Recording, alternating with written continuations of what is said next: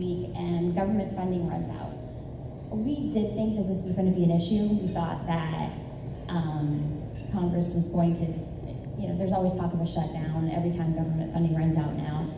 I think we're going to avoid that because if the government were to shut down, it would be on President Trump's 100th day in office.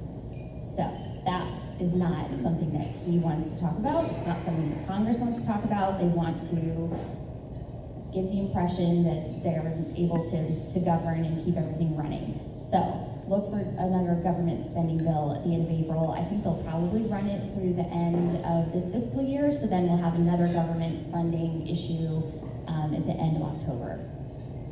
But you'll probably hear about that this week. Originally, the president wanted to have funding for the wall in this bill. It's a little bit too late because those bills were already put together well before he got into office, and I think that that's going to be the big fight coming in October, is funding for that wall. But we can talk about that in a minute. The other thing that's going to be happening financial-wise, the debt ceiling needs to be raised by the end of the summer.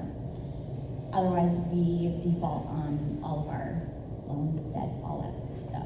So that's going to be a fight because conservatives in Congress don't like to raise the debt ceiling, but I think the Treasury Secretary, Steve Mnuchin, I don't think this is a fight that he wants to have being new in office, so look for that to happen. I think we'll try to do that as quietly as possible and without much fanfare. Okay, I could say this over and over, healthcare is back. As soon as you thought it was dead, healthcare was back. So you had the original bill that didn't go anywhere, then you had zombie healthcare because it was back from the dead, and that sort of went away pretty quickly.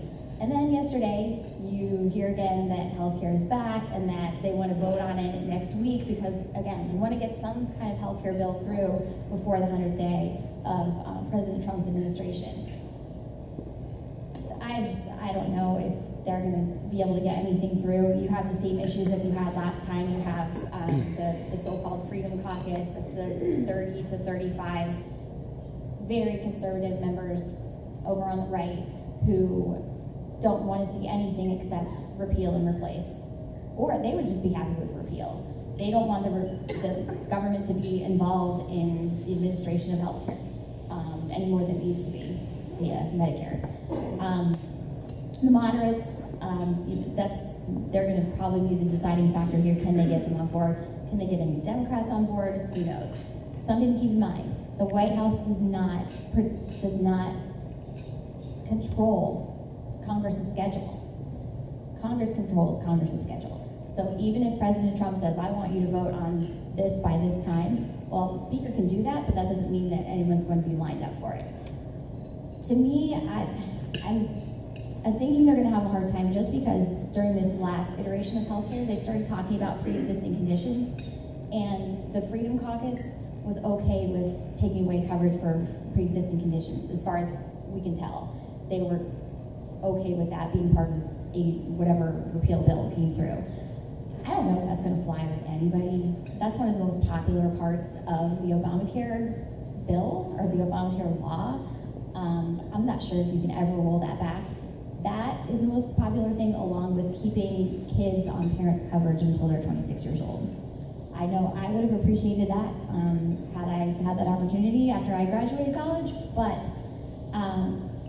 people really enjoy that because you've got millennials that are graduating college, maybe they can't find a job right away, at least they have health care. So to take that away, to take pre-existing condition coverage away, I think is a dangerous place to be, and that is still part of the conversation. This new healthcare bill that they're talking about says that states will be able to decide whether that particular state will cover pre-existing conditions. If you have a state where you think that that's something that they would be okay with, your state legislators would be all right with covering pre-existing conditions, and you're in good shape. If you're in another state where you are afraid that that might go away, then those voters are going to be pretty concerned. Medicaid expansion, I know you had it in Pennsylvania, I had it in a bunch of neighboring states too. We're getting the impression that a lot of people don't understand that their health care is coming from Medicaid. Because you don't get a bill in the mail that says, or a statement in the mail that says from Medicaid. you get it from the provider.